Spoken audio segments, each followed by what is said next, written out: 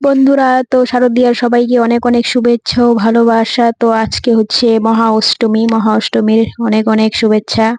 তোমাদের পুজো নিশ্চয়ই খুব ভালো কাটছে, আর আমারও বেশ ভালোই কাটছে। তো আজকে অষ্টমীর রাতে আমরা চলে গিয়েছিলাম আলিপুরে। তো আলিপুরের কয়েকটা পুজো বেশ ভালোই বড় হয়েছে। তো সবকটা দেখতে পারিনি, যে কয়েকটা দেখতে পেরেছি সে কটাই তোমাদের সাথে শেয়ার করব। তো এটা হচ্ছে ফার্স্ট পুজো, মানে প্রথমে দেখতে এসেছি এটা বিবেকানন্দ ক্লাব। তো বেশ বড় সড়ই হয়েছে, অনেক লোকের সমাগম দেখতেই পাচ্ছ তোমরা। বেশ সুন্দর একটা ফোয়ারা, ফোয়ারাটার মধ্যে বাবা ভোলেনাথের মূর্তি বসানো আছে। তো বেশ সুন্দর, আর জায়গাটা অনেকটা ঠান্ডা। তো সবাই এখানে ফটো তুলছিল অনেকক্ষণ যাবত, এখানে আমরাও ফটো টটো তুললাম। তারপর আস্তে আস্তে ভেতরের দিকে প্রবেশ করলাম। তখন সবেমাত্র সন্ধে, তাতেই দেখো কত লোকজন এসেছে। আর ভিতরের কারুকার্যগুলো এত সুন্দর, কড়ি দিয়ে, শঙ্খ দিয়ে, ছোট ছোট ঝিনুক দিয়ে কাজগুলো হয়েছে। দেখো, তোমাদের নিখুঁতভাবে দেখাতে পাচ্ছি না, তবে যতটা পেরেছি ততটাই দেখাচ্ছি। খুব সুন্দর, মানে সামনে থেকে দেখলে তোমরা বুঝতে পারতে এত সুন্দর হয়েছে। অবশ্য আমাদের এদিকের লোকাল যারা আছো তারা নিশ্চয়ই গিয়েছো, প্রত্যেকেই দেখেছো। আমি বলছি যারা দূর থেকে আমার ভিডিও বা ব্লগ দেখো তাদের জন্য। অপূর্ব সুন্দর হাতের কাজ, যারা যে শিল্পীরা এই কাজগুলো করেছে তাদের মানে কি বলবো আর, অসংখ্য ধন্যবাদ এত সুন্দর সুন্দর কাজ করে আমাদের উপহার দেওয়ার জন্য। তো মূর্তিটাও অপূর্ব সুন্দর। আলিপুর সবসময় ইউনিক জিনিস করার চেষ্টা করে। বেশ অনেক বছর থেকে আলিপুরের পুজোগুলো বেশ ভালো হয়, অনেক বড় বড়, তাদের বাজেট অনেক বেশি থাকে। তো যাই হোক, এখানে ছোট্ট করে একটা মেলার মতন বসেছে, অনেক দোকানপাট, বেলুন, খাওয়ার দোকান, নানান রকম যেসব দোকানপাট হয় আর কি, সব কিছু। ছোট ছোট বাচ্চারা সেই সব কিনছিল, আমিও দেখলাম, বেশ ভালোই লাগছিল। কিন্তু অনেকক্ষণ যাবত এখানে দাঁড়ানো যায় না, যেহেতু পুলিশ আছে, বেশি ভিড় জমে যাবে। তার মধ্যে পাশেই আছে রেল লাইন, সেজন্য কখন গাড়ি চলে আসে সেই কারণে। এখান থেকে তারপর আস্তে আস্তে করে বেরিয়ে যাচ্ছিলাম। তারপর চলে গেলাম আরেকটা পুজো, স্টেশন পাড়া। এটাও বেশ ভালোই করেছে।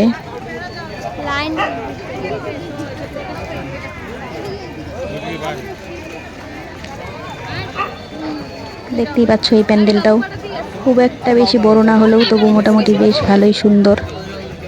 অনেকটা সাদা আর কালারটা ঘিয়া ঘিয়া টাইপের মধ্যে, মানে মোবাইলের ক্যামেরাতে যতটা না সুন্দর লাগছে, সামনে থেকে হয়তো তার চেয়ে অনেক বেশি সুন্দর লাগছিল।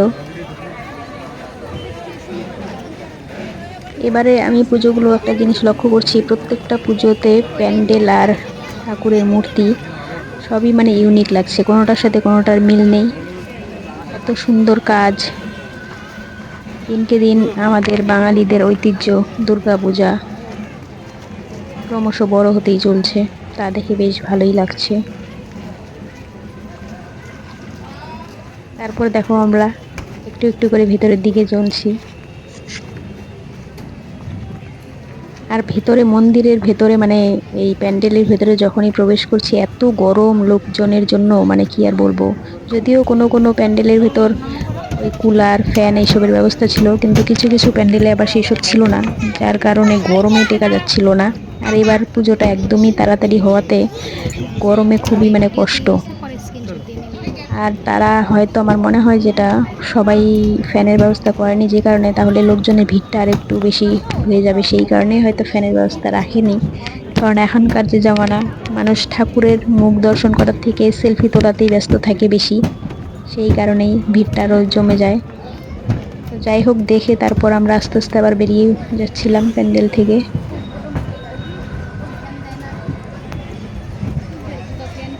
তারপর প্যান্ডেল থেকে বেরিয়ে আবার তোমাদের সাথে দেখাচ্ছি সামনের কাজটা, সামনে থেকে কিরকম লাগছে। এই জায়গায় লাইটটা একটু কম ছিল, সেই কারণে।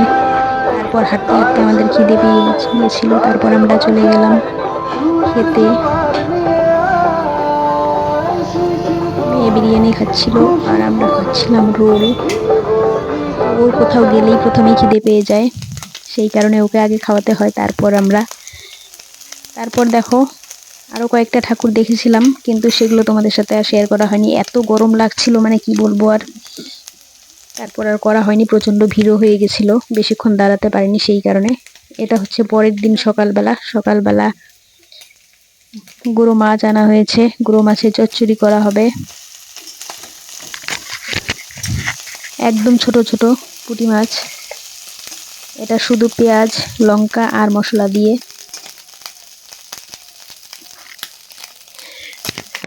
তো আমার তো বেশ ভালোই লাগে। আর এদিকে হবে পনির, মটর পনির।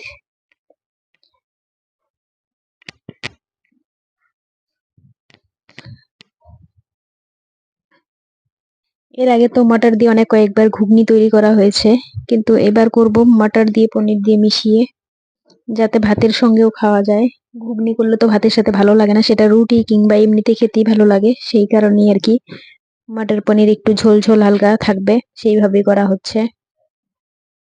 তাতে মানে দুটো টমেটো কেটে দেওয়া হয়েছে। জানি না কেমন হবে, রান্না হয়ে গেলে খেলে বুঝতে পারবো। তো ঘুগনি জিনিসটা আমার অ্যাকচুয়াল মানে খালি খেতেই ভালো লাগে, ভাতের সঙ্গে বা কোনো কিছুর সঙ্গে ভালো লাগে না। তো আজকে একটু অন্যভাবে করব, সেটাই আর কি।